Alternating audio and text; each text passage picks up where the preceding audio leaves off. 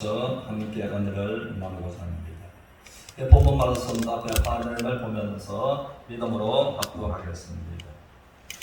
이것을 너희에게 이르는 것은 너희로 내 안에서 평안을 누리게 하려 합니다. 세상에서는 너희가 환난을 당하나 담대하라, 내가 세상을 이겼노라. 아멘.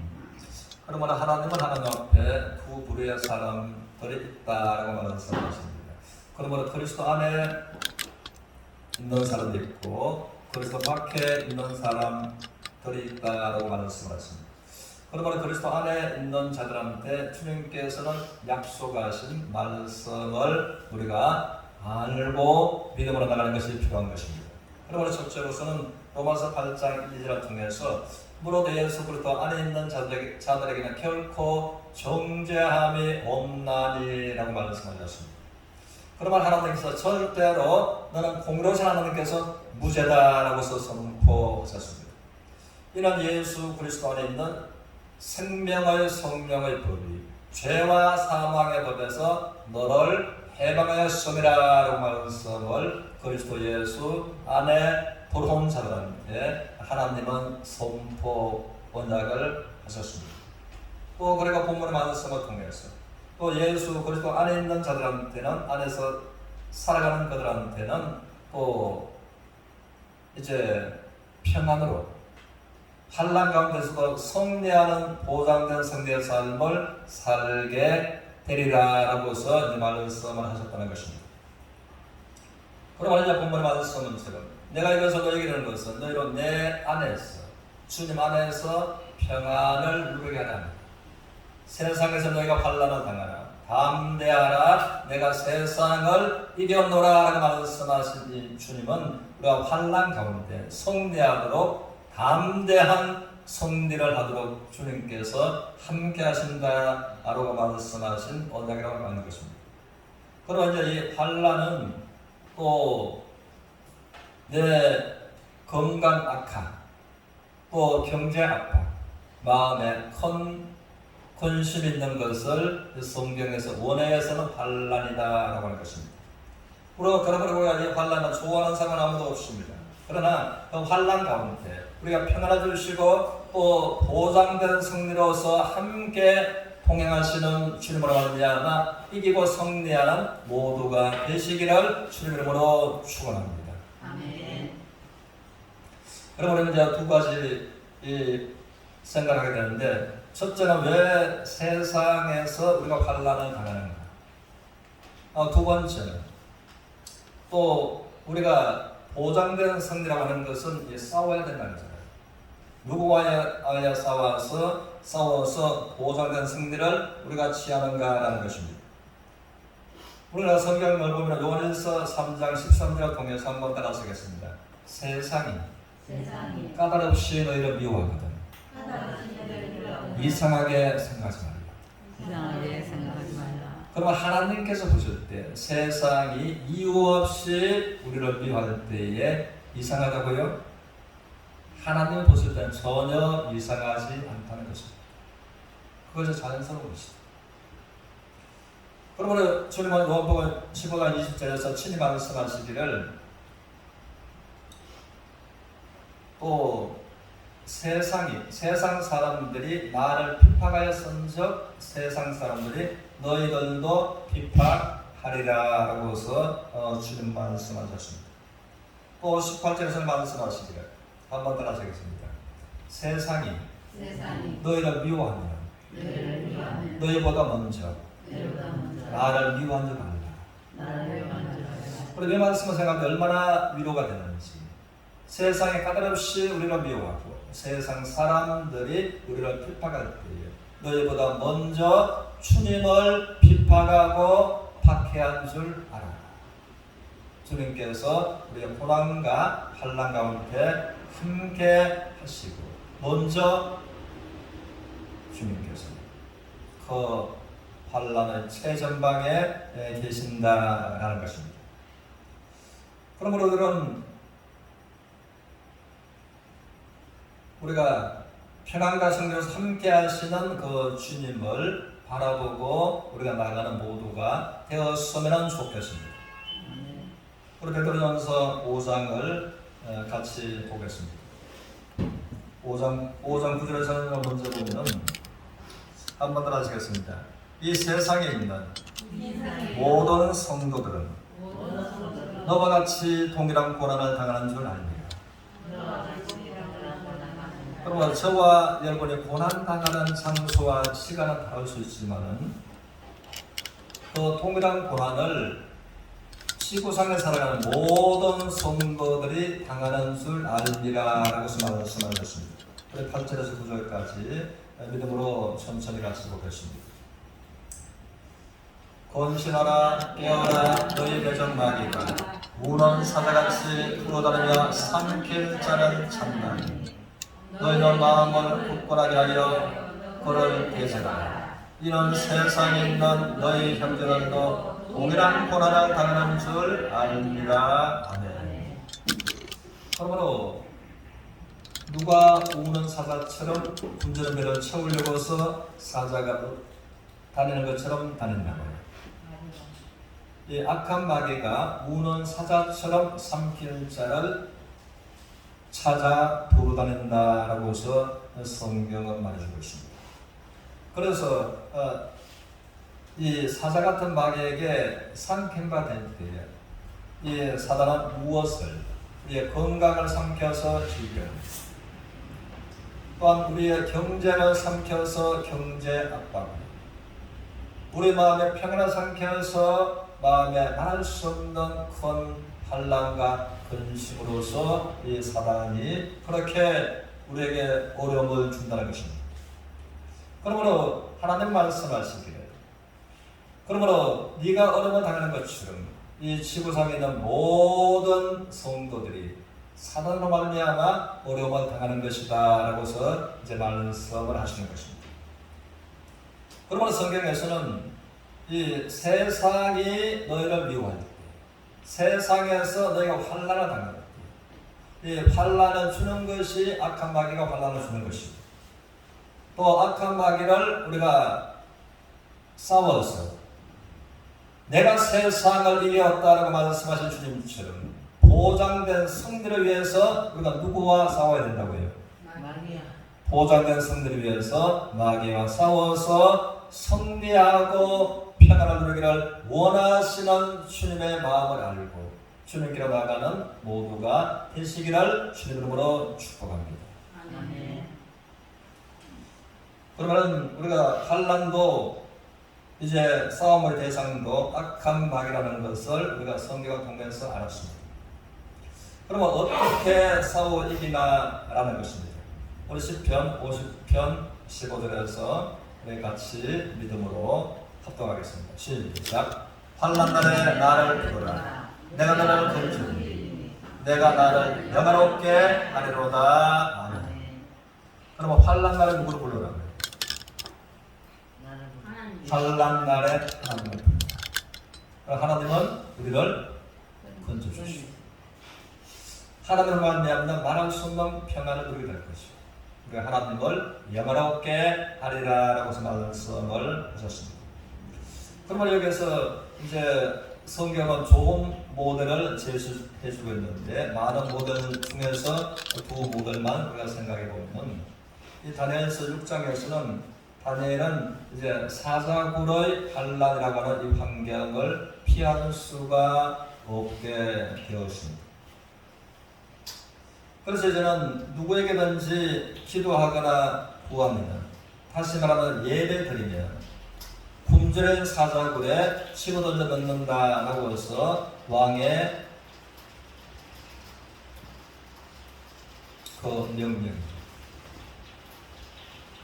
적어져 있는 그 자부가 온 나라에 붙었습니다.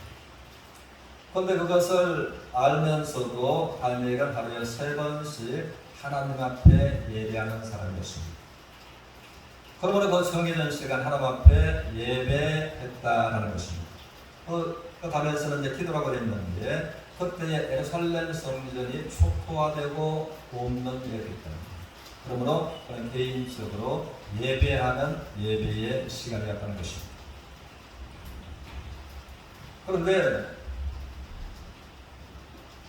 다니엘은 그러므로 마음에 참 말할 수 없는 큰 아픔이 있었습니다.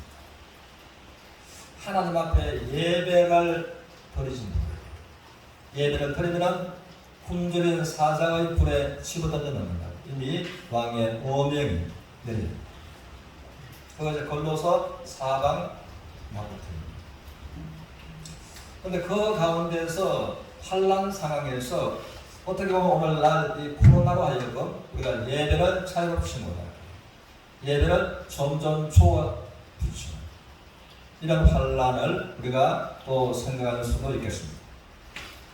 그런데 하나님 앞에 이 환난 문제를 가지고서 나갔을 때 기도하면서 다니엘은 말할 수 없는 하나님 말미암는 평안을 누리게 되었던 것입니다. 그리고 하나님께서 함께 하시는 그 하나님을 말미암아 평안을 누리고 또 담대한 마음의 생각, 행동으로 이제 하나님 앞에 하루 3번씩 예배드리는 다니엘이었습니다. 그러므로 그 결과로 이제 다니엘은 어떻게 굶주린 사자굴에 집어 던져 넣음을 이제 당했다는 것입니다. 그런데 사자굴 안에서 밤새도록 다니엘은 불안했다고요? 두려웠다고요? 아니요. 평안했다는 것입니다. 그러면 환난 가운데 담대하게 사자굴 속에서 하룻밤을 보낸 것과 그리고 죽음의 사자굴 안에서 보장된 승리를 위한 이기는 다니엘이었다는 것입니다. 그래서 새벽에 다리오 왕이 네가 섬기는 하나님께서 굶주린 사자굴 안에서 구원하셨느냐라고서 다리오 왕은 사자굴 앞에 와서 새벽에 와서 물었던 것입니다. 그런데 다니엘이 왕이여 만세수를 하옵소서. 내가 섬기는 하나님께서 사자굴의 환난 가운데서 나에게 평안을 주셨고 함께 하셨습니다. 그러므로 그 사건이 왕명을 내렸습니다. 다니엘은 하나님을 자유롭게 만으로 여기지 못하게 왕명으로 완전 전세를 바꾸어 놓았다는 것입니다. 신약에 와서는 우리가 보면은 마태복음 8장 24절 이하였어요. 주님이 함께 하시는 배에도 갑작스러운 강풍은 몰아쳤습니다. 그러므로 주님께서 함께 하시는 이것은 교회, 세상으로 하여금 갑작스러운 강풍을 만날 수가 있다고요? 있다는 것입니다. 그래서 성경에서 말하는 바다는 세상을 말해주고 있습니다. 배는 세상 가운데 있는 교회를 말하는 것입니다.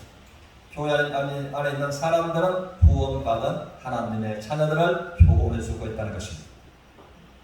그런데 그 상황에서 그러므로 갑작스러운 불어닥친 강풍에 의해서 이들이 해결할 수 없는 그들은 업으로서 잠빼고 묻지만 강풍과 맞서서 이제 이길 수가 없는 그러므로 이들은 두려웠고 겁에 질렸다는 것입니다. 그때 주님을 흔들어서 깨웠습니다. 그러므로 주님께서 깨움을 받으시고 일어나시니까 주님께서 그 성난 파도와 강풍을 주님께서 꾸짖으셨습니다. 바다를 향하여 바람을 향하여 주님께서 잔잔하라 라고서 꾸짖으십니까? 즉시 바람이 그치고 파도가 잔잔했다. 그래서 하나님만 하실 수 있는 거예요. 우리는 대강풍으로 인해서 이제는 태풍 절벽가 일어났을 때에 바람은 멈추어도 바람은 흔적 없이 조용해도 이 성난 파도가 잠잠한 데는 며칠이 걸리는 것입니다. 그래서 태풍주의보 이후에는 바람은 멈추어도 배가 출항하려고 하면 보통 3, 4일은 지나야 됩니다. 그런데 하나님만 가능하십니다. 즉시 바람이 멈추고 파도도 어떻게 해요? 아주 잔잔하게 하나님께서 그 환경을 다스리신 그 면을 본다는 것입니다. 그러므로 우리는 이것을 보면서 그러므로 우리가 어떻게 이 면에서 구원받고 우리에게 적용할 수 있는가라고 하는 것입니다. 그럼 우리가 이제 인생의 환란을 내가 갑작스러운 환란을 만납니다. 갑작스러운 오래만 당하는 때 성경은 말하기를 네가 이상한 일 당하는 것처럼 이상하게 생각하고요. 이상하게 생각할 것이 아니라 지극히 자연스러운 일이다. 세상이 주님을 핍박했습니다. 너희들도 핍박할 것이다. 세상이 주님을 십자가에 못 박았습니다. 까닭없이 너희도 핍박하고 대적하고.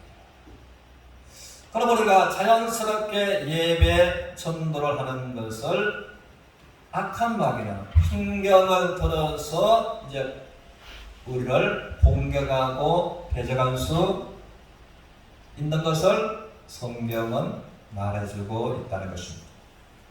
그러면 이 환난 가운데서, 그러면 첫째는 이 환난 가운데서 배에 있는 제자들은 누구를 깨웠어요?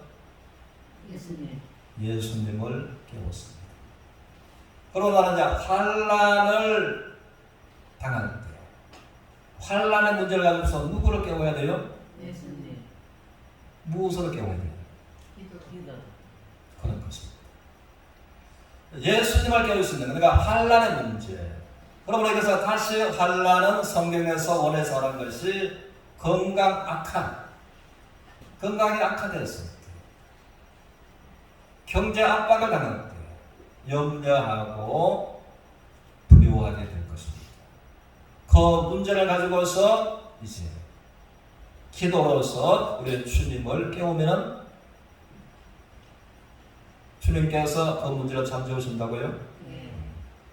그런데 많은 사람들을 보면은 이제 주님 안에서 생활하지 않는 사람은 신부는 주님 안에 들었다 할지라도 또 보면은 하나님의 말씀처럼 평소에서는 집이 두 채가 지어졌는데 한 채는 반석에 지어졌고 한 채는 모래 위에 지어졌는데 평소에는 전혀 표가 나지 않지만은 이제 태풍이 불고 홍수가 나니까 반석 위에 기초를 붓는 집과 모래 위에 붓는 집은 어떻게 해요?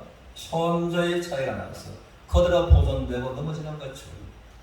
성도가 또 그가 신부는 혹 하나님의 자녀라고 할지라도 그의 믿음의 척도가 어떻는지 라는 것은 환난을 겪어보면 환난을 겪는 성도를 보면 쉽게 모래 위에 지은 집처럼 무너지는 성도가 있고 신앙이 쉽게 무너지는, 그리고 인생 환난 가운데서도 그 집이 무너지지 않는 것이죠.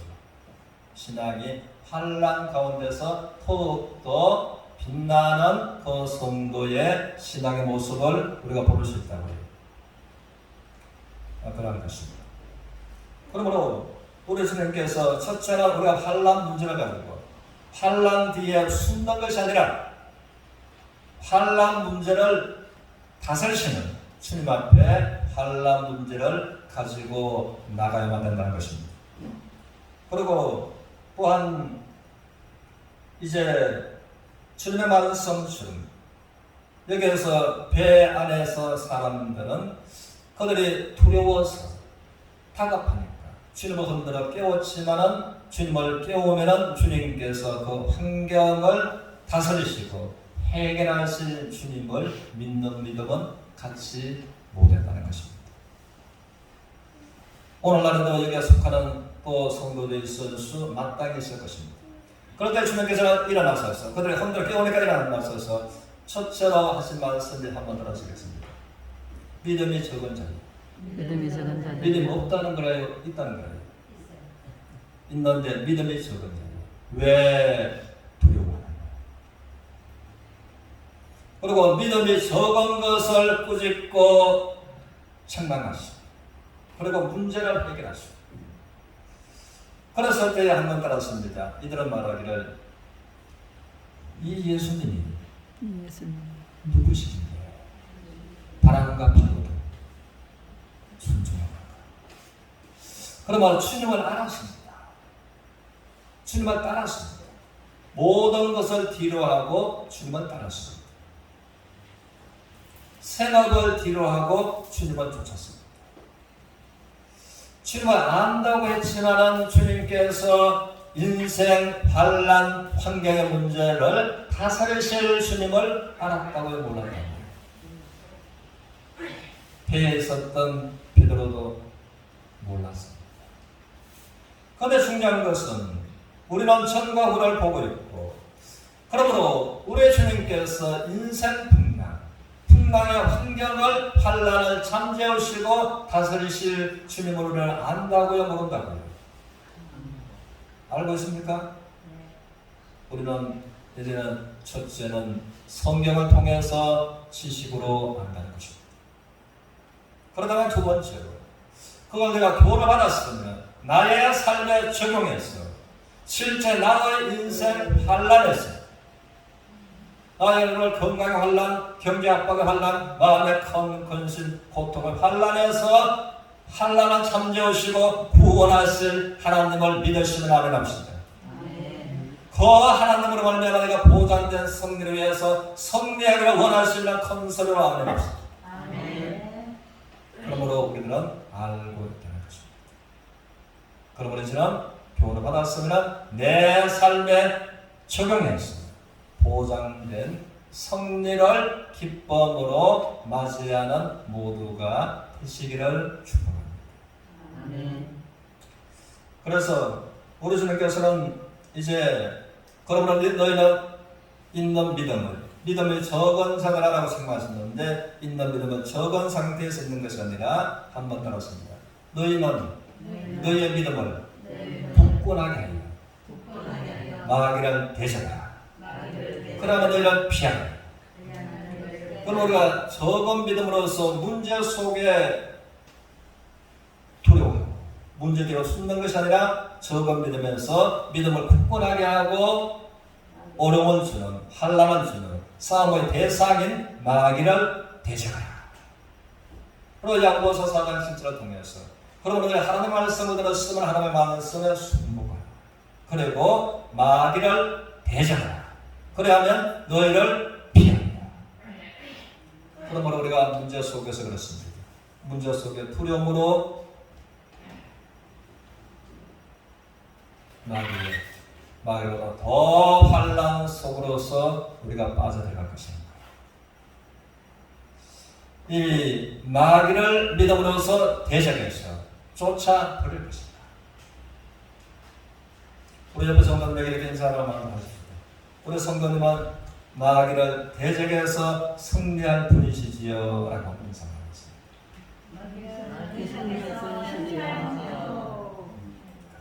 그렇게 고백대로 승리하십시오. 그래서 주님은 말씀하시길 한번 따라서겠습니다. 믿는 자들에게 이런 표적에 따르니 곧 저희가 내 이름으로 귀신을 쫓아내고, 주님께서 마가복음 16장 17절에서 친히 말씀하셨던 것처럼 첫 번째 내가 참을 하나님의 자녀라면 표적이 어떤 표적? 더러운 귀신을 쫓아내고 나의 건강에, 경제에, 마음에, 환경에 환난을 일으키고, 그 더러운 귀신 어떻게 하라고요? 그 믿음을 굳건하게 해서 마귀를 대적하고. 그래서 본문의 말씀 통해서 그러면 우리가 주님이 계시는 배에도 갑작스러운 강풍을 몰아쳤고 마귀가 이제는 갑작스럽게 엄수한 것처럼 마귀가 승리할 것처럼 보였지만 주님께서 그것을 잠재우시고 다스리신 주님. 그러므로 동일하게 우리가 세상에서 살아가면서 세상 가운데서 갑작스러운 건강, 경제 압박, 마음의 근심, 슬픔, 우울증을 느낄 것 같은 이와 같은 환난을 당할 수도 있는 것을 주님은 아셨다고요? 아셨으므로 말씀을 하셨습니다. 그러므로 내가 너에게 이것을 이런 것은 너희는 내 안에서, 그리고 주님 안에서 환난이 있지만 주님 안에서 평안을 누리게 하려 합니다. 너희가 세상에서 환난을 당하나 환난을 현재 당하고 있을지라도 당하나 담대하라 내가 세상을 이겼노라 라고 말씀하신 우리 주님 앞에 그러므로 이 세상은 건강 악화, 경제 압박, 마음의 두려움과 근심으로서 나를 환난 가운데로서 몰고 가고 있지만 그러나 세상을 이긴 악한 말과 정복한 하늘과 땅의 있는 모든 권세를 가지신 우리 주님으로 말미암아 보장된 승리를 향하여 주와 함께 나아가는 서로가 되시기를 주님 이름으로 축원합니다. 아멘.